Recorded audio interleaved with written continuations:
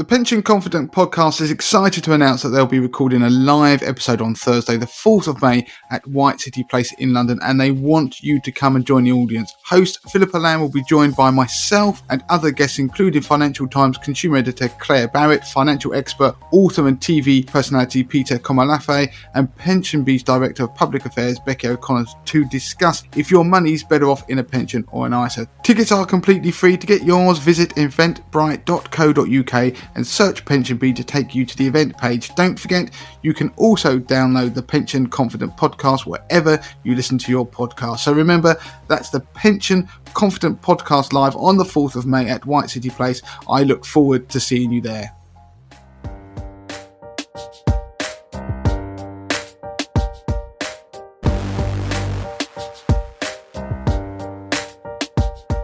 Hello and welcome to the first of a series of bonus podcast episodes on the Money to the Masses podcast with your resident expert, as always, Damien Fay, and me, Andy Leeks. Damien, we're back. We've had a week off. In fact, I know we've had a week off because it just took me 3 goes to get the intro to the podcast. It did, Andy, and if people don't see behind the scenes, but I'm really excited about the episode this week. It's one that's been in the making for a long time. So coincidentally, I met the person I'm interviewing today on the podcast at a panel event that Pension Bee hosted. So I was on the panel with them and I've asked them to come on the show. We finally managed to make it happen. And listeners of our podcast have been asking us to do some life event content. So things around life events that occur. And in particular, one of those is starting a family. So people who are maybe working and looking to start a family. So advice, not only just for their money, but career. So today's guest covers all of those topics. It's not just for our female listeners, it's also for our male listeners. There's a lot of content in there that I think people will get a lot from. And also if you're an employer,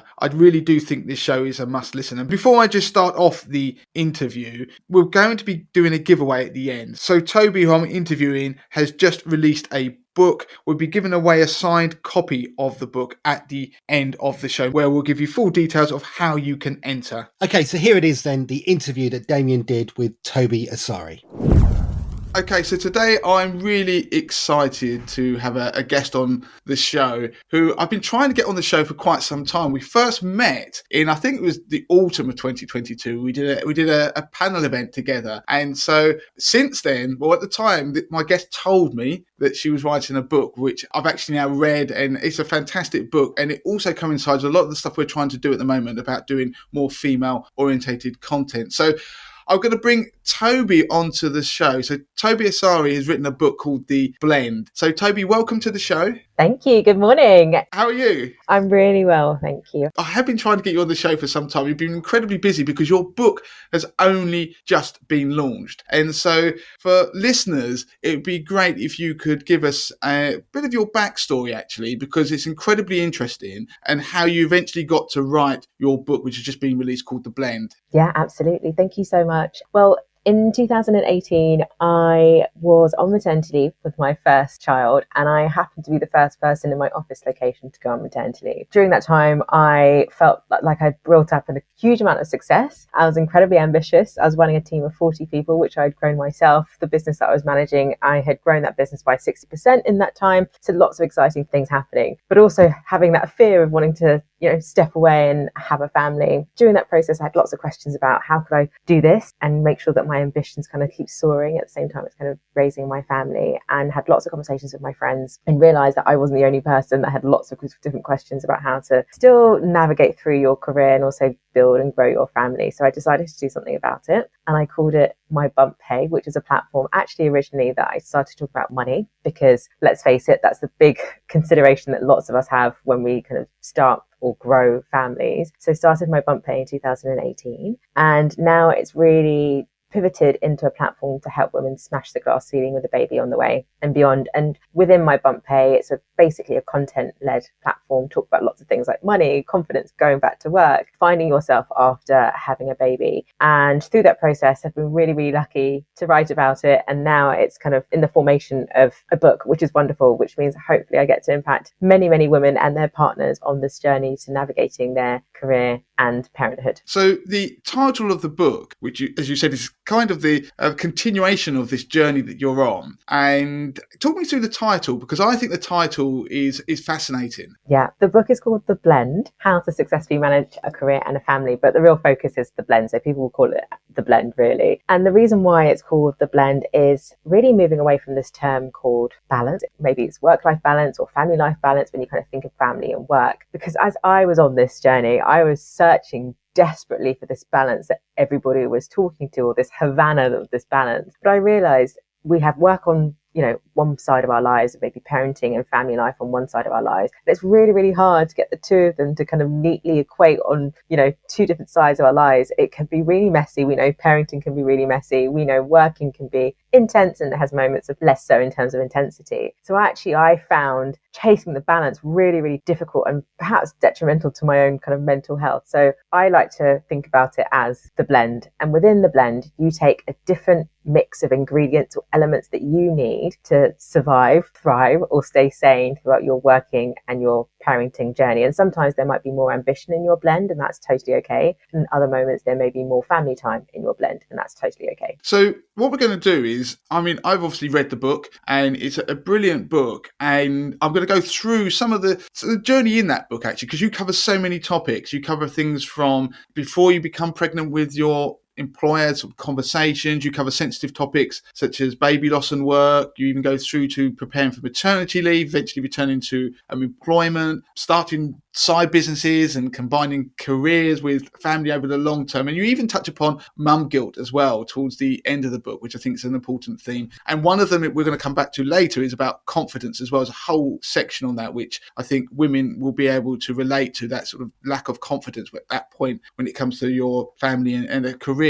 But one of the recurring themes in the book is about intention and planning, isn't it? Yeah, definitely. And listen, you can't necessarily always plan a family down to a T. Life has this wonderful way of kind of throwing us different meanders and curves and things that we have to deal with. But I think it's incumbent on us as women to realize that the pregnancy or starting a family journey is not easy when you're trying to build your career alongside that. But absolutely, if you are intentional about it, there are certainly wonderful milestones that you can hit, or you can find that actually you grow so much as a human being, you grow so much as a professional or a business owner. So by being intentional, you can still hopefully create the successes or, hit the milestones that you still want to as an individual as you're growing your career or your business and a family. So I found the book actually inspiring. So it isn't just full of tips and advice. I actually think the whole thing was quite inspiring because there's topics in there such as mentors, etc. So there's advice really about how you can further your career even while you are pregnant. So there are things we're going to touch upon later in this chat. But I think for anybody who is listening to this, even if you're an employer or if you are a man who's listening to this podcast, you do a whole section as well later on, which I thought was a very good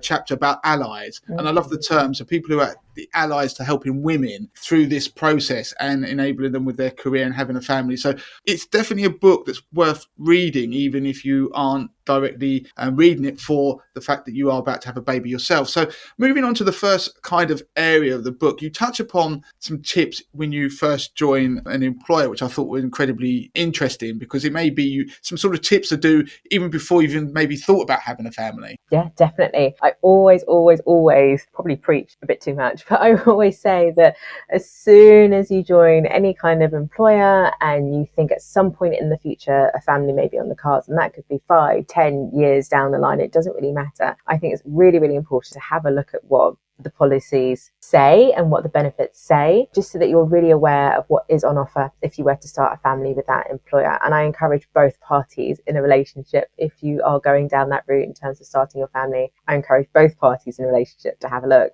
Because the wonderful thing is that we're seeing organizations actually employ really, really great policies for men and for women, or for both partners in the relationship. So it might be that the other partner can take, 3, 4, 5, or even 6 months off that is paid, or they may have a really good, encouraging policy around shared parental leave, for example. All those things are really, really helpful to know when you're kind of starting your family or you're thinking about starting your family in the future. And so you have some resources, don't you, on your My Bump Pay website, so that your platform, because you do things about how to create budgets and plan for the monetary impact of starting a family. Yeah, absolutely. I've got 2 free resources on there, which I absolutely love and are very, very popular. So one of them is effectively how much would it cost to have a baby? So I've broken down as much as I possibly can, all the things that you are likely to need in the first year. And I've tiered them by different priorities. So for example, I think tier 1 is the things that you definitely need to have. So it could be things like nappies or milk, for example. And then tier 2 are things that would be nice to have. And then tier 3 is effectively the luxuries. So just by using that spreadsheet, depending on the things that you think that you may need, you can start to assess how much roughly it would potentially cost you in the first year. Now, that isn't a lump sum payment that you kind of pay out. Those are things that you might be, getting over the period of time of those particular 12 months. So that's incredibly helpful. And then the second free resource really allows you to, I call it a maternity leave calculator. So it allows you to look at what your budget is on a normal day-to-day basis outside of maternity leave. And then you can input the figures that you think you may get with your maternity pay. And you can do a number of things. You could have a look at what your budget looks like, and you can also have a look at possibly how long you could afford to take off on any kind of parental leave using that budget, because I think money is such a huge worry for so many people as they step into parenthood, and just having a few templates to help people get started on that journey to having a look at their finances during that time, I think people have found incredibly helpful. So in the book, you also then move on to, it's not just budgeting, you then give tips about ways to boost your finances. So things like automating your savings ahead of having a baby and going on maternity leave. So we've talked about them on the Money to the Masses podcast before, but they're things like Plum, apps like that. So we'll put links to those sorts of articles so people can find them and have a look, and cashback websites. But of course, you also mentioned things a bit more financial planning in terms of thinking about the impact on things like mortgages. So the changes in your lifestyle or your environment, you might decide you want to move house, but you're also quite realistic, aren't you, in the book about what you think you need to do versus the actual reality. Yeah, definitely. So things like moving house, I can't remember the exact statistic.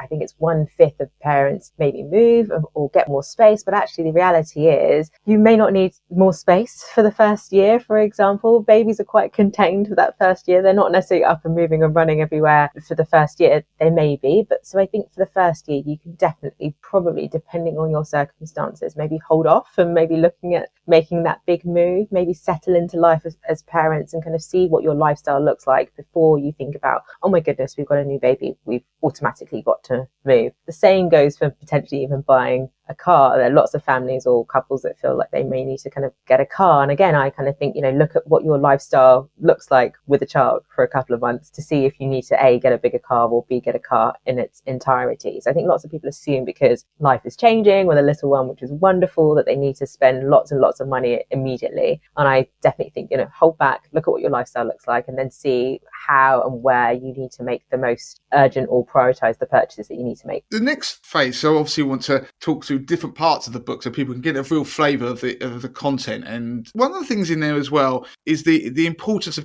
telling work right, isn't it? Because, it is a big worry for people how they tell work. So you talk about that, don't you, as well, about sort of tips how to do it, ways you can do it. Yeah, definitely. I remember my first time of having that conversation at work, and you're just thinking, how do I even start this sentence? How do I even start this conversation? And hopefully it's a really happy conversation for you personally. You're sharing some really good news. So one of the things I talk about in the book is not apologizing for it, because it's something that happens. You can't necessarily avoid it in the scheme of your working professional career if it's something that you want. But I think what's really interesting in the book is I've given people a bit of a starter for 10. So a little bit of a script. If you are really stuck for where to start in terms of having that conversation, a little bit of a script that you could take, make your own, and actually use if you want to, or kind of get some inspiration from in terms of starting to have that conversation, because it's not the easiest conversation to have. It's a deeply personal one, but obviously at some point you do need to tell your employers. And just an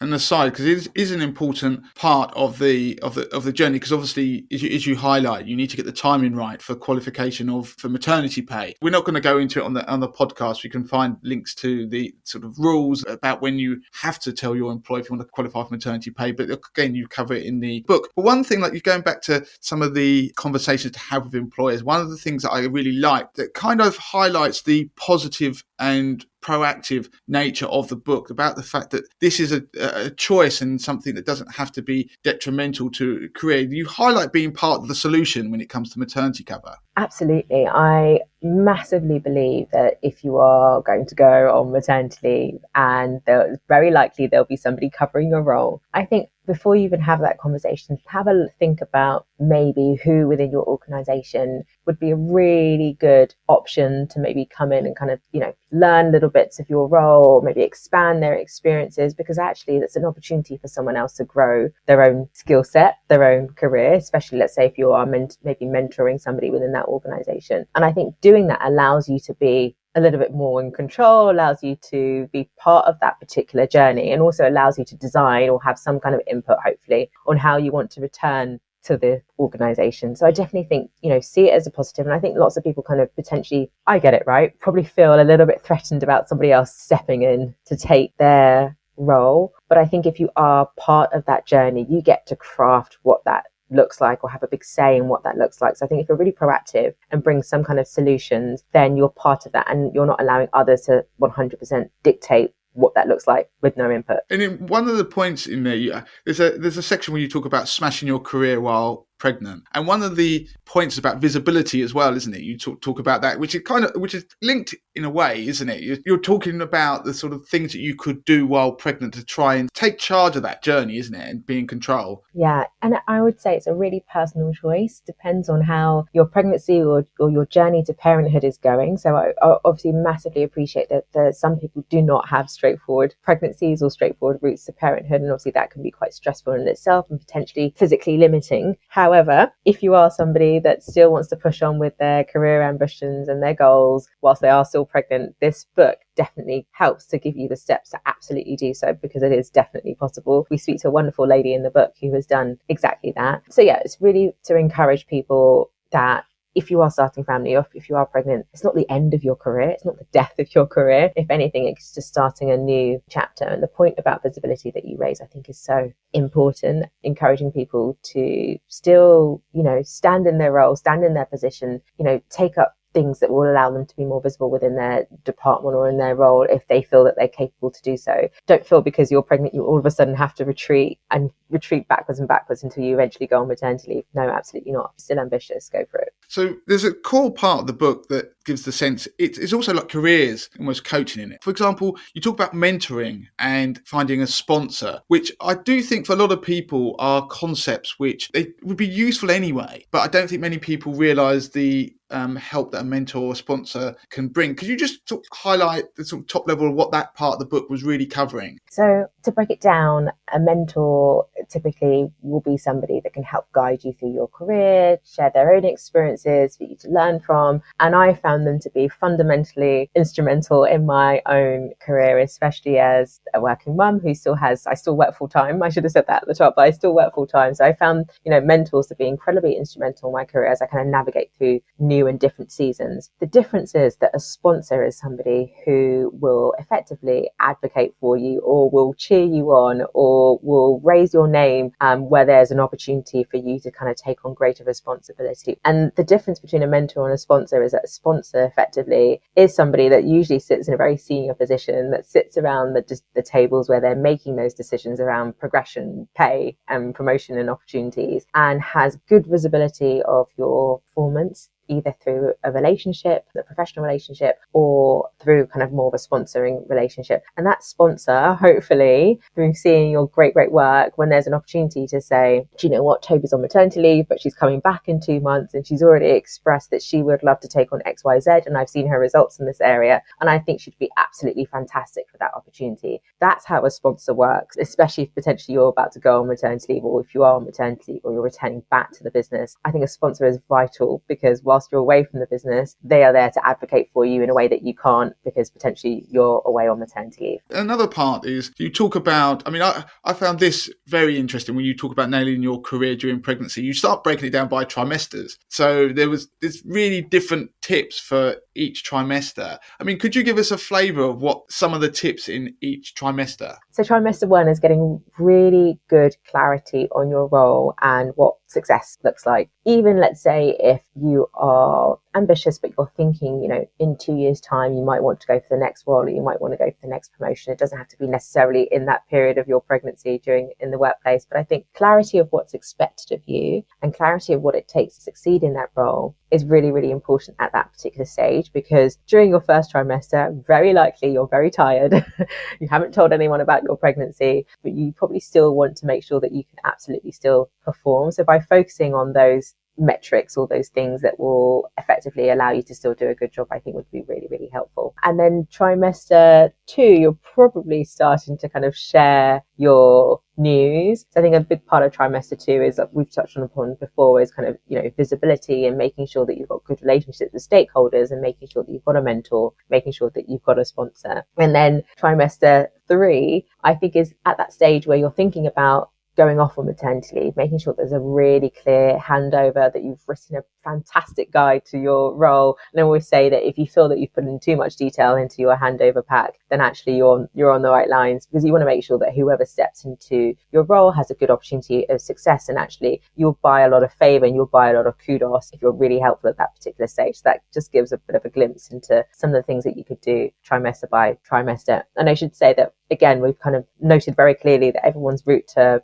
parenthood looks very, very, very different. I've just discussed it as trimesters as a way of just compartmentalizing time, so that if you're thinking about it, in terms of time, then that's how I would suggest you potentially breaking it up. And then by the end of that, you also talk about building a maternity leave checklist, don't you? Yes, there's a long, long, long checklist. I had to stop myself as well because for the purposes of editing and making the book interesting, you don't want to write a whole long laundry list. But there's a long checklist in the book of things that I think are really helpful to do to help prepare you. And you can just literally tick them off. Some of those things will take 2 minutes and some of those things take a little bit more planning, but it's a very, very helpful guide. So just to give a flavour of a couple of those on the checklist. So some of the things on the checklist, which I think are really helpful, are just things like noting down when your performance reviews are taking place. Because if they happen to fall when you are on maternity leave, I think it's a really good time to think about, do you want to be involved in that performance review? You absolutely should be involved in performance reviews whilst you are on maternity leave. So you can maybe think about using a keeping in touch day to be involved in that performance review, depending on how performance reviews take place in your organisation. And then I've just mentioned keeping in touch days, which are totally optional, but those days are an opportunity for you to stay in touch with the business, so you can do additional training, you can go in and meet new team members. But I think it's really, really powerful to think about how you want to use your keeping in touch days before you go on maternity leave, and potentially discussing those with your boss to see how they also feel about them, and try and get some kind of informal agreement at that particular stage that you can use your keeping in touch days in that way. So of course there are other options for people out there if they return to work. Some people might decide to start a side hustle. You talk about that in the book, which is interesting. And obviously I found it fascinating being somebody who, Money to Masses essentially was a side hustle in a career that I had in finance. You do also touch upon the reality that some people may have to search for a new role after they return from maternity leave. They might choose to. You have a diagram actually in the book that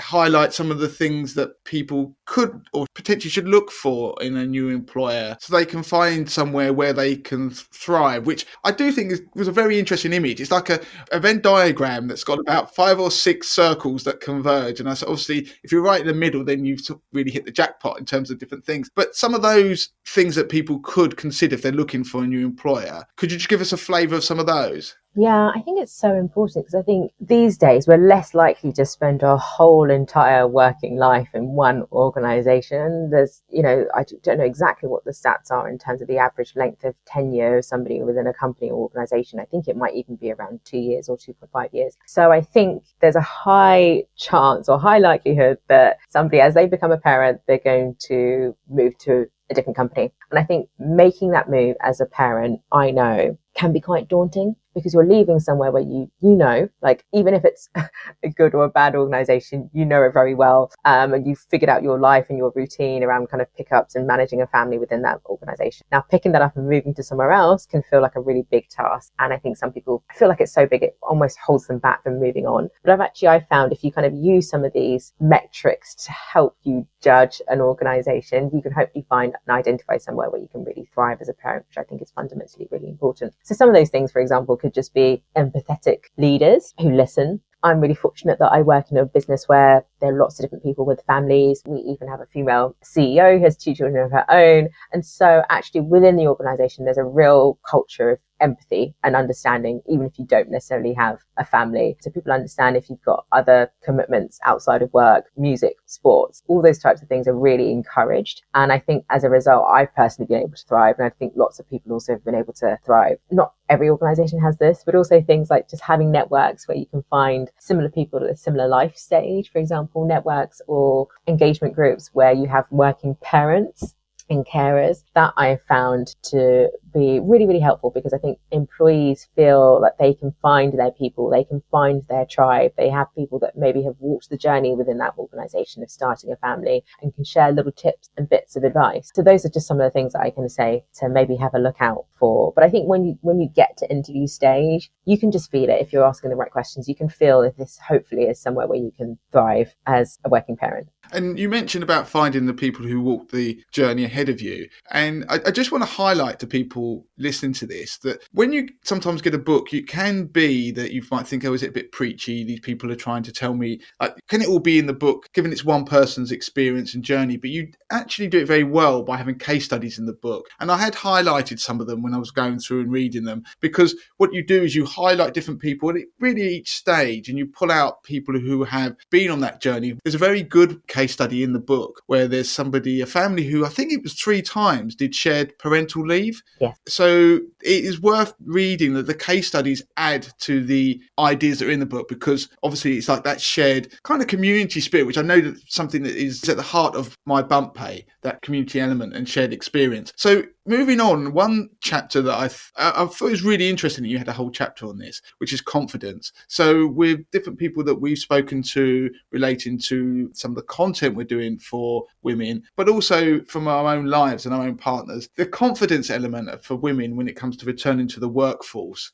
or having had a baby and going back to their same job is a real big thing, isn't it? It's a hurdle, some of the imposter syndrome that exists. Yeah, I could have probably, if I had more time, written a lot more about the confidence topic, because it's so important. And not everybody, you can't generalize, but I think a lot of women, after having a baby and taking some time away from the workplace, and even then, when I say time away, I'm really conscious that time away is just from the workplace. I still feel that women on maternity leave are still working. They're just doing a very different kind of work, but it's still very intense work. And taking that step away from the workplace can really impact somebody's confidence, especially, let's say, if you're on a trajectory, you're doing some amazing things in your career, or your work just gives you a lot of purpose and a lot of value. Stepping away from that can be very, very daunting, not to at least to touch on all the changes that a woman kind of goes through physically and potentially even emotionally. And there's lots of research that says up to 2 years in that kind of postpartum period after you have a child, a woman often finds that they will have a dip in their confidence. The great news about that piece of research is that after 2 years, it starts to come up again. But within those 2 years, you're very likely to have gone back to work. And we all know the impact that confidence can have on how we show up, how we perform at work, how we engage at work, how we stay happy in our general life, and how that impacts lots of different other things. So it's really important that we touch upon confidence. And there's lots of tips and exercises in the book. And we speak to a brilliant psychotherapist, Anna Murtha, who's written lots and lots of books on confidence for mothers, and she kind of shares her top tip, which I'm so honoured that she would share that as part of this journey for the book. And one tip in there which I thought was very interesting is if you buy yourself a gift. Yeah, one of my favourite tips. But yeah, because I think as women, as parents, if whoever's taking the majority of that leave, we spend so much time focusing on raising this young, wonderful baby into the world, and it takes a lot from us. Obviously, it also gives a lot to us in terms of satisfaction and joy of obviously having a baby. But I think there's a lot of attention and a lot of focus placed on that small child and not necessarily on the mum. So I say, invest in one thing that makes you feel more confident or makes you feel special. Now that could be cashmere socks if that's your thing, that could be a fragrance, that could be, you know, a book, just that one thing I think that makes you feel that you as an individual, you're important, that you have value, that you have something to offer to the workplace, and something that gets you a little bit more, you know, excited, I guess, so to speak. So yeah, I think that's a great tip. Obviously I'm biased. If you can get somebody to get that gift for you, even better.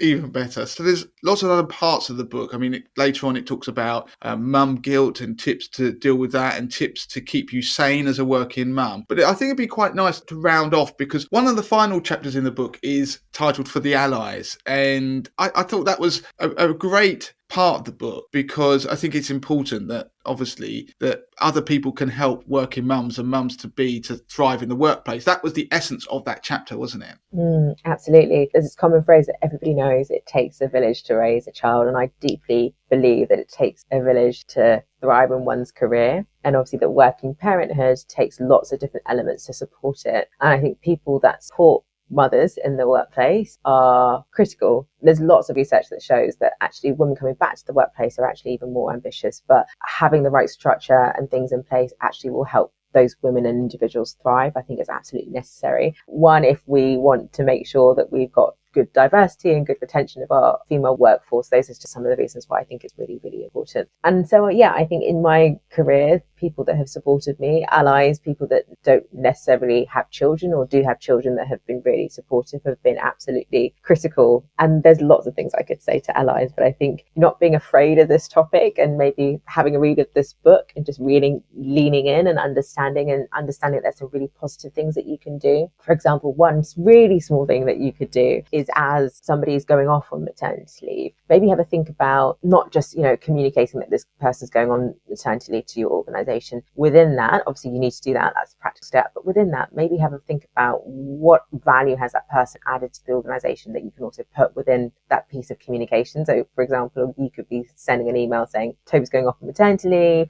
XYZ person's going to cover her role, but also just want to thank Tobi because she's done 1, 2, 3, 4, 5, 6, 8, 9, 10 number of wonderful things. I think that really helps cement that person's value in the organization. Other people also recognize that person's value before they go on maternity leave. But B, it's also really encouraging for the person going on maternity leave to know that they are valued within the workplace. But there's lots of tips within that chapter. And mentioning there, actually, you've just reminded me of a point I wanted to bring up when you were saying about what the person had achieved in the workplace. Going back to the confidence part that we were just talking about, there's an exercise you write about in the book called the receipts exercise. If you just give an overview of that, because I thought that was really powerful. Yeah, so just the same way that you go to a shop and you buy something and you have evidence of your purchase, I think it's the same way that we should make sure that we are recording evidence of the wonderful things that we've achieved on our career journey. And it should be an ongoing exercise, really, but I think it's really important to do it just before you go on maternity leave to remind yourself, again, of the wonderful things that you have achieved. And if you do have a wobble, a confidence wobble, a wobble as you're kind of going back to work and thinking, oh my goodness, can I really do this? Can I remember everything that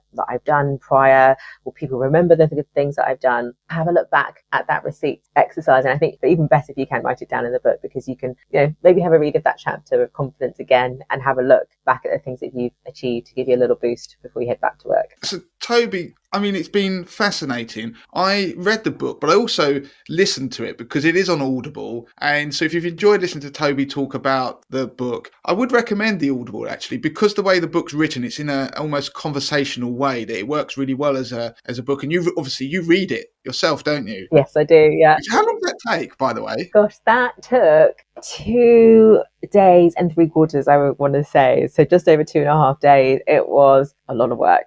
Way more work than I anticipated. But again, I've learned so much from this journey. So yeah, really interesting to do it. Because when you listen to the audio, it's about 8 hours. That's how long the audio is as well. So I can imagine it must have taken you 2 days. And just to mention, if you do the Audible version of the book, the resources are actually attached as you can click on this. So there's like a PDF you can download. Yeah. So don't think you don't get the resources if you do the Audible version. So Tobi, thank you so much for coming on. Could you just give people a quick roundup where they can find you? So your social media and obviously your My Bump Pay website. Yeah, definitely. So I'm at My Bump Pay, mainly on Instagram, and then the website is www.mybumppay.com. And then the book is available anywhere where you can buy a book. So thank you, Toby, for coming on. I really enjoyed it. I'm so glad that we eventually managed to make this happen. It's taken a long time, and it's brilliant. It coincided with the release of your book. So congratulations on that. And as I say, thank you for coming on the show. Oh, thank you so much for having me and kind of going through the book and for reading it so quickly as well. You've done some good speed reading. I tell you, there's a hint. One of the podcast listeners in the past told me that they listen to our podcast at twice speed. So I was able to do that with your audio book, and it sounds good. So look, it's interesting hearing you. Also, I've met you before, hearing you talking at normal speed, but I also know what you sound like at twice speed as well. So there you go. So thank you for coming on the show. Thank you so much.